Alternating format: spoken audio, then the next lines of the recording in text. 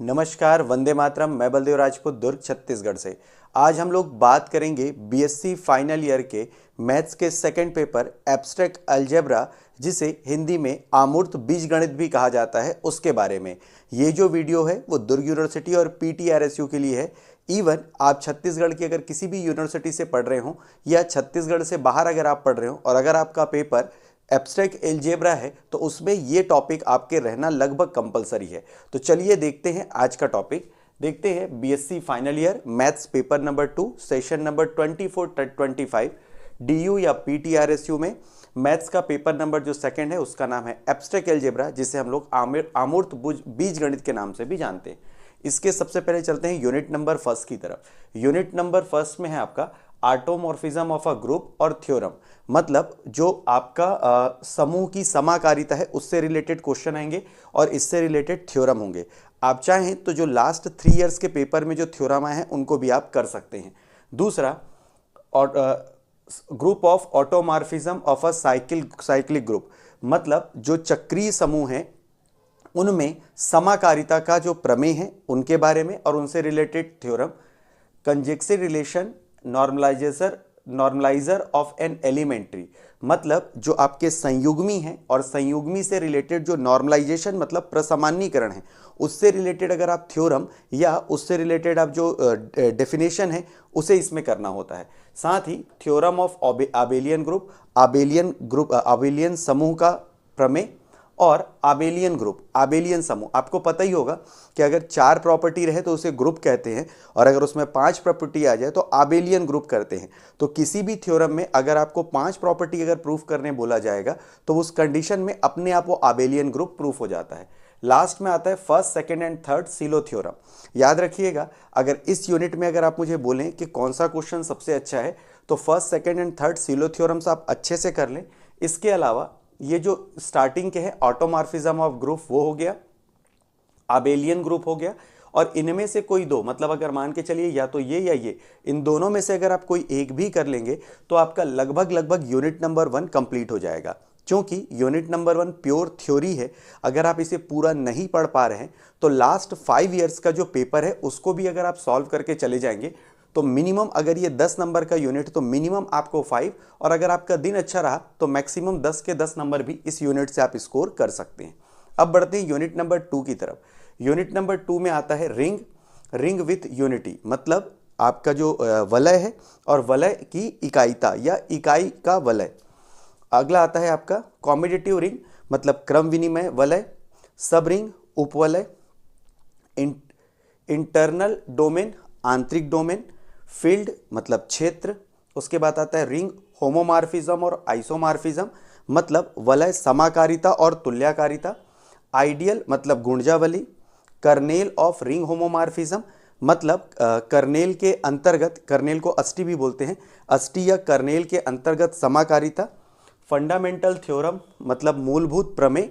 इसके अलावा आपके इसमें टॉपिक है आपका पॉलिनोमियल रिंग, मतलब बहुलक वलय। प्रोडक्ट ऑफ 2 पॉलिनोमियल, मतलब 2 बहुलकों का योग, 2 बहुलकों का गुणनफल। जीसीडी मतलब महत्तम समापवर्तक।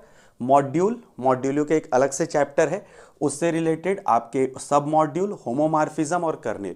इन सब टॉपिक्स को आपको देख के लग रहा होगा कि बहुत ज़्यादा बड़ा यूनिट है, बट अगर इसमें पिक करने बोला जाए तो इस कंडीशन पे आप रिंग का सबसे पहले डेफिनेशन अच्छे से कर लें, उसके बाद फंडामेंटल थ्योरम कर लें, कर्नेल किसको बोलते हैं, फील्ड किसको बोलते हैं, इससे रिलेटेड जो लास्ट 3 साल में जो क्वेश्चन है आप उनको पिक कर सकते हैं।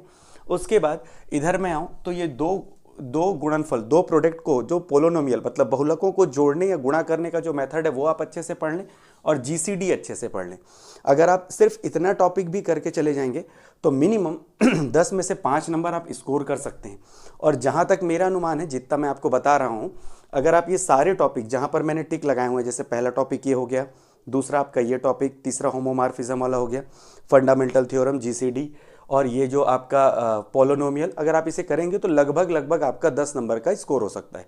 जो क्वेश्चंस में थ्योरी है और आपको ऐसा लगता है कि थ्योरी ज़्यादा है तो उस कंडीशन पे लास्ट 3 इयर्स या 5 इयर्स का आप अगर क्वेश्चन पेपर कर लेते हैं थ्योरी का तो लगभग आपका ये जो है वो कंप्लीट हो जाएगा। अब बढ़ते हैं यूनिट नंबर 3 की तरफ। यूनिट नंबर 3 सिर्फ एक चैप्टर का है। इसके अंतर्गत आता है वेक्टर स्पेस, मतलब सदिश समष्टि, प्रॉपर्टी वेक्टर सब स्पेस, मतलब आपका जो वेक्टर सब स्पेस की प्रॉपर्टी, गुणधर्म बोलेंगे इसे, मतलब सदिश उप समष्टियों का गुणधर्म। एल्जेब्रा ऑफ सब स्पेस, सब स्पेस मतलब आपका होगा उप समष्टि का बीजगणित।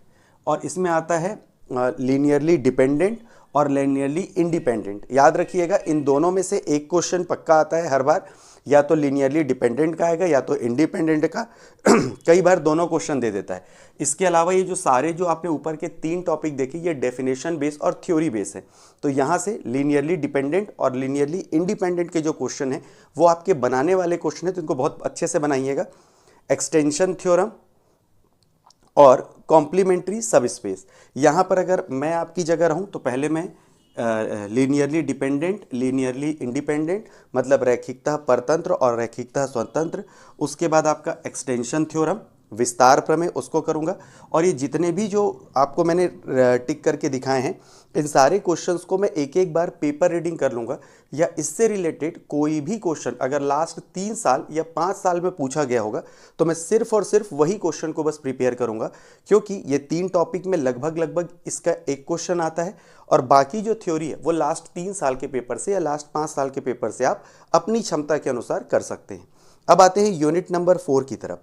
यूनिट नंबर 4 में आता है आपका लीनियरली ट्रांसफॉर्मेशन मतलब रैखिक रूपांतरण, लीनियरली मैपिंग मतलब आपका रैखिकतः प्रतिचित्रण या मानचित्र, वेक्टर स्पेस मतलब सदिश समष्टि, property of linear transformation, linear transformation का गुणधर्म या रैखिकतः रूपांतरण का आपका गुणधर्म, और kernel of vector space, kernel का जो वेक्टर स्पेस में क्या होता है, होमोमार्फिज्म, आइसोमार्फिज्म, तुल्यकारिता, समाकारिता, fundamental theorem of vector space homomorphism, जो मूलभूत प्रमेय हैं वेक्टर स्पेस के, उसके बारे में, रैंक और नलिटी, सिल्वेस्टर्स लॉ, लीनियर फंक्शनल और आइगन वैल्यू, आइगन वेक्टर और लीनियर ट्रांसफॉर्मेशन। ये पूरा टॉपिक है किसका, आपका यूनिट नंबर 4 का। यूनिट नंबर 4 सबसे ज़्यादा बड़ा है, तो इसमें आप पिक क्या क्या करें, आइगन वैल्यू, आइगन वेक्टर अच्छे से कर लें, पहली चीज़। दूसरा, सिल्वेस्टर का थ्योरम कर लें। तीसरा, आप फंडामेंटल थ्योरम कर लें। चौथा, अगर आप इसमें करना चाहते हैं तो लीनियर ट्रांसफॉर्मेशन और इससे रिलेटेड जो भी थोड़े बहुत जो आपके थ्योरी हैं उसको आप कर सकते हैं। इसके अलावा आप कर्नेल से रिलेटेड भी क्वेश्चंस को कर सकते हैं। और एक चीज़ मैं भूल रहा था, रैंक और नलिटी, इनको अगर आप अच्छे से कर लेते हैं तो लगभग आपका यूनिट नंबर 4 कंप्लीट हो जाएगा। सिंपल सा है, आप लीनियर ट्रांसफॉर्मेशन को और उससे रिलेटेड डेफिनेशंस को अच्छे से पढ़ें। अगर उससे रिलेटेड क्वेश्चन आता है तो आप आराम से लिख सकते हैं।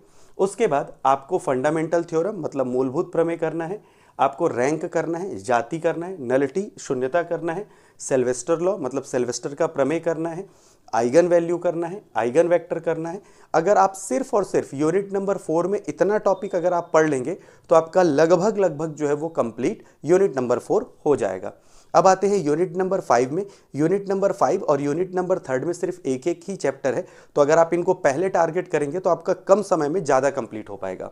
अब आते हैं यूनिट नंबर 5 में। पहले मैं टॉपिक बता देता हूँ आपको, इनर प्रोडक्ट ऑफ 2 वेक्टर।